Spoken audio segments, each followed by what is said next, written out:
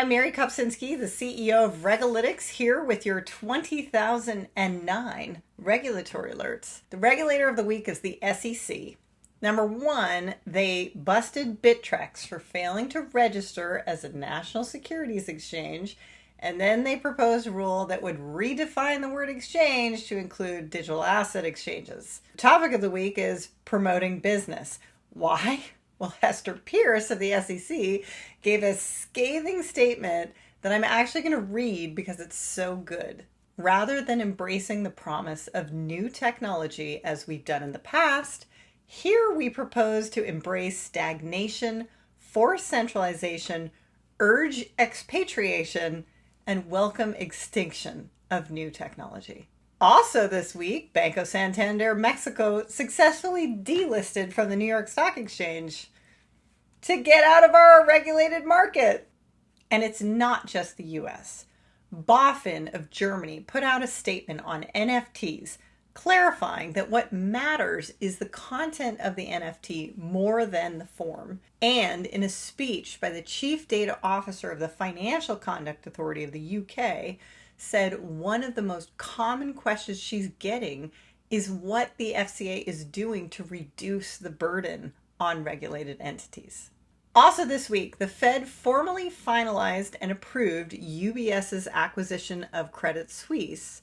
And meanwhile, the Independent Community Bankers of America called on the FDIC to exempt community banks from any special assessment to recover deposit insurance losses caused by the failures of Signature Valley Bank and Signature Bank of New York. They believe large banks should pay for it because they have been the chief beneficiaries of the receivership. The ICBA is also very irritated with the new rules for SBA loans because it lifts a moratorium on unregulated fintechs getting SBA loans.